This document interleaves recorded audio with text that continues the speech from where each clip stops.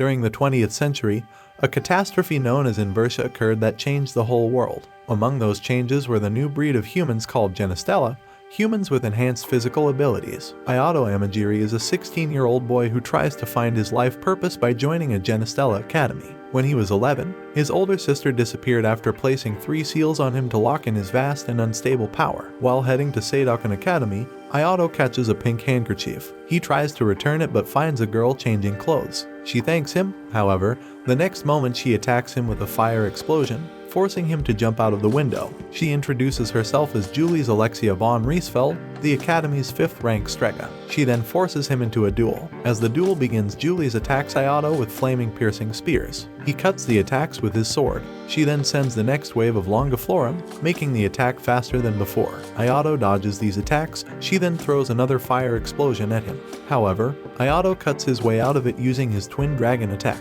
As Ayato approaches her, he saves Julie's from an arrow targeting her. Meanwhile, another girl appears, calling this duel void because Ayato is not properly enrolled in the academy yet. The girl introduces herself properly as Claudia Enfield, the student council president. She then introduces him to the schools in Asterisk City and the annual Festa tournament. Ayato asks Claudia about his elder sister Haruka Amagiri as he is searching for her. She shows him a corrupted data file about his sister, saying that her data has been removed. Ayato is introduced to his class as a transfer student and is made to sit next to Julie's. The class ends and Ayato asks Julie's to be friends. She replies to him with gratitude for saving her life and tells him that she is in his debt. A student sitting behind Ayato introduces himself as Aisharu Yabuki and tells him that he is his roommate. Aisharu reveals to Ayato that Julie's is in fact the crown princess of Lysultania, an European country. Ayato and Aisharu suddenly spot Lester Macphail, who demands to have a duel with Julie's, even though he already lost 3 times. Ayato dreams about his childhood. His elder sister Haruka tells him that he is not allowed to fight due to his immense power. He can only fight when he finds a purpose in his life. In class, a commotion happens as Julie's returns the good morning greeting from Ayato. Ayato notices a little girl waking up on her desk because of the noise, and he soon recognizes her as Seiya, his childhood friend. Ayato and Seiya talk about the reason Seiya's dad sent her to this academy. Julie's asks Ayato if it was the time for the academy tour. Seiya says that she will show Ayato the academy. As Julie's and Seiya argue, Claudia barges in holding Ayato's arm and proposes that she will be Ayato's guide. During their academy tour, Julie's shows them the club building, committee center, and an empty cafeteria. Julie's notices that Seiya doesn't know much about the academy. Seiya reveals to Julie's that Ayato is much stronger than both of them. She then tells Julie's that she is of the same level as her. As they get ready for a duel, they both dodge an arrow attack. Seiya then launches a grenade attack and dismantles the attackers with 2 shots. Each of the girls ended up acknowledging each other's strengths. Claudia leads Ayato to the Orgalux weapon selection room. He manages to get 97% compatibility with Sir Veresta, his sister's previous weapon. At night, Ayato visits Claudia in her room on her request. Ayato learns that the 4 students who were going to enter Phoenix Festa were forced to withdraw because of injuries. Claudia asks Ayato a favor to stay close to Julie's as she is the next target. The next morning, Julie's shows Ayato the city. While taking lunch with Julie's, Ayato brings up the matter of recent attacks on her, but she refuses any protection. Returning from their city tour, they see 2 groups of people fighting. Julie's points out that this fight is some setup against them. She attacks the groups and puts all of them down easily. Later at night, Ayato comes to Julie's room through the window on her invitation. Julie's asks him to remove his clothes so she could sew them. Ayato looks at a picture of her with some kids. She tells him that the girls in the picture are from an orphanage and that they once saved her from trouble. She tells Ayato that she is here to earn some money for the orphanage. She also tells him that the pink handkerchief was a birthday present from her friends. The next day, Ayato sees Julie's reading a paper. At the end of school, Julie's leaves, saying that she needs to take care of some business. Eventually, Ayato goes after her as he suspects some danger. Claudia hands him Sir Veresta as he runs to protect Julie's. Julie's heads to the location written on the letter she received. There she encounters Silas, Lester's minion. He demands her to resign from the Phoenix Festa. Lester arrives,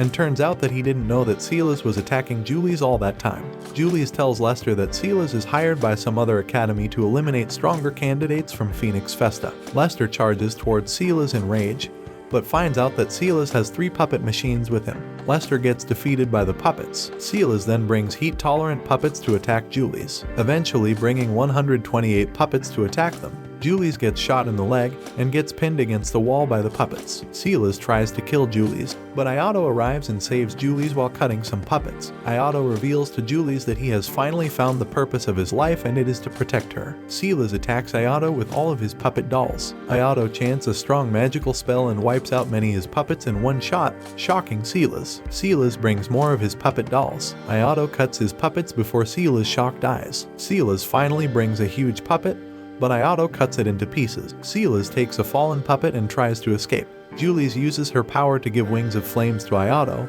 and they both fly after Silas, cutting the puppet in half. Ayato suddenly collapses. He sees in a flashback her sister binding him with celestial shackles to bind his savage force. Ayato opens his eyes in the lap of Julius. Julius asks him about the power that was retraining him, and he ends up telling her that it's his sister's powers. He tells her that his sister has been missing for 5 years. Ayato then proposes to Julius that he would like to be her partner for Phoenix Festa. Claudia, with her sadistic-looking personality, severely injures Silas with her merciless attack.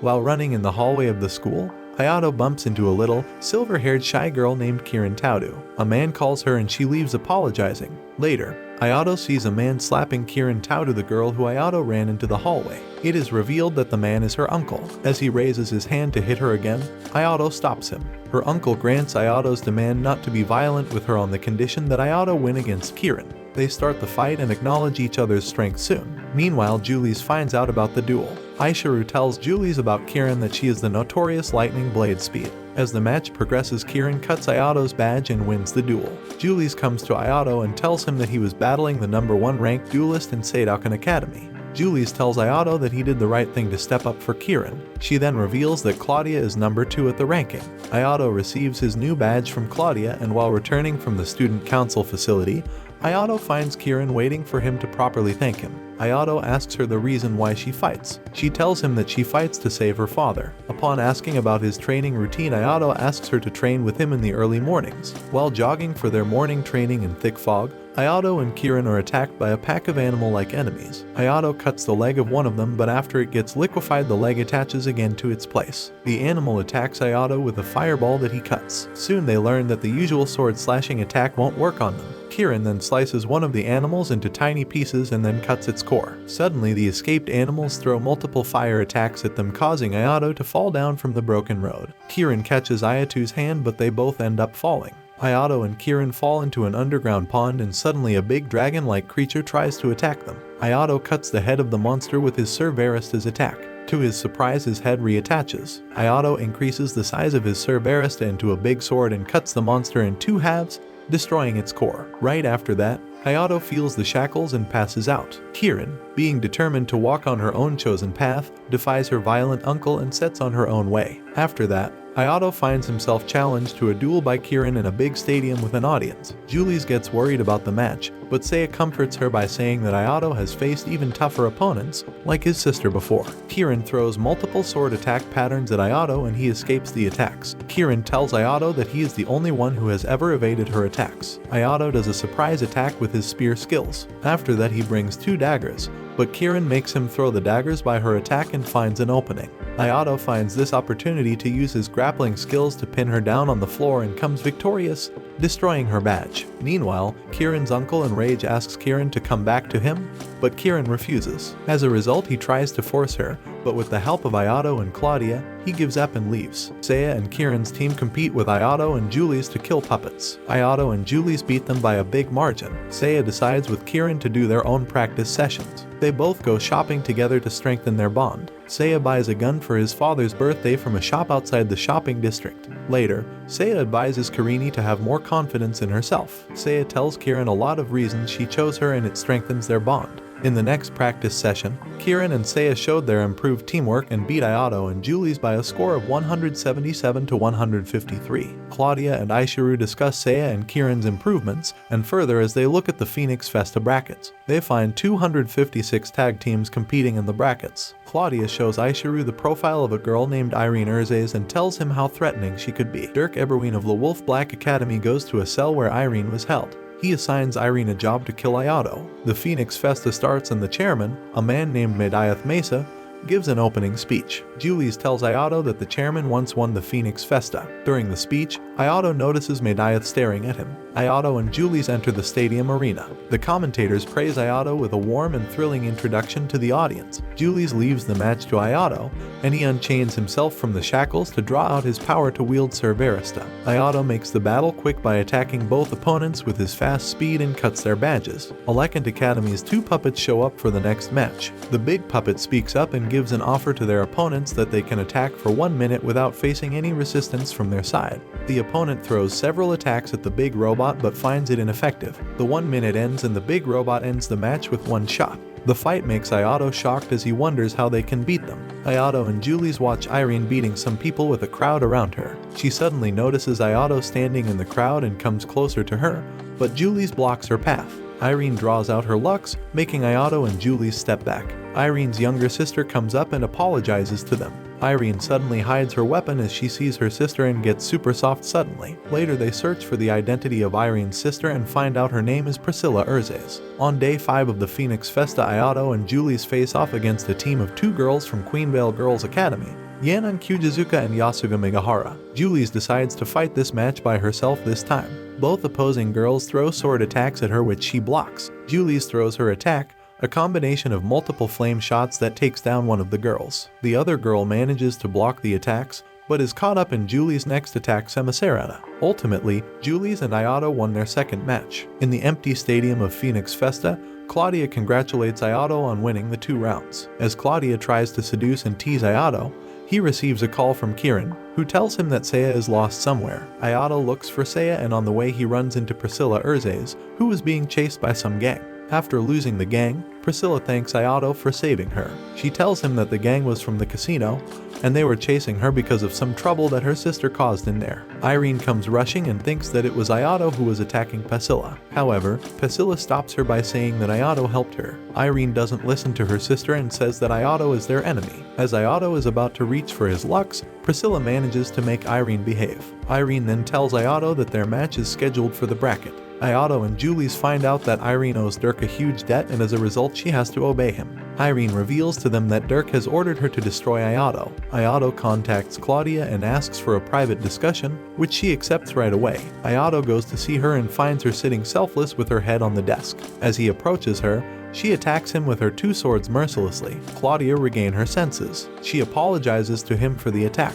While explaining her attack, she reveals to Ayato that she has already died 12 times. She tells him that it's because of her Lux that requires the wielder to experience death. She explains that whenever she sleeps, she watches in her dream a death experience. She adds that every death experience is always different. Ayato asks Claudia about any information she knows about the Gravasheath Lux. Priscilla, on the day of their match with Ayato and Julius, wakes Irene and they decide to use everything they have to win. Priscilla then offers Irene her blood, which she drinks to strengthen her Gravasheath. The match starts between the teams of Ayato and Irene, with Julius' Livingstone Daisy attack. Irene blocks the attacks. In his next attack, Ayato, with his technique, pushes Irene back. Irene commends Ayato's sword skills. She then draws out a gravity field, but Ayato evades it. Julius attacks Irene again, but she puts up a barrier around herself and Priscilla. After that, Irene drinks Priscilla's blood. Ayato finds an opening and makes Irene lose her balance with the help of his twin dragon attack. He then attacks Irene's Gravasheath, but she manages to push him hard to a wall. Meanwhile, Julius traps Irene in one of his attacks, but Irene breaks through it easily. The entire fighting ground blows up in flames. Irene survives the attack using a shield of gravity balls. As Priscilla approaches Irene to check on her, she finds that Irene is possessed by Gravasheath. Ayato watches possessed Irene devour Priscilla. He pushes himself towards her, walking to save Priscilla. He then tries to tell the possessed Irene that she has to save her precious sister. As a result, Irene temporarily regains control to throw her sister away. Ayato feels his Cerberista and suddenly sees visions of her sister. He then unleashes his all-power combined with Cerberista and knocks the Gravasheath from Irene's hand. He then cuts the Gravasheath in half and then destroys it completely. Finally, Ayato and Julius come out victorious from the dangerous battle. After the match, Ayato screams with pain and passes out in front of everyone as shackles bind him. Ayato rests while Julius tells him to be more careful about his condition. Ayato then tells her that he has decided to face the limiter seal head-on. Later, the chairman, Medaiath Mesa, in a basement picks up Ayato's sister blood-stained glasses. This is all for this anime. Give the video a like, and I will see you in the next minutes.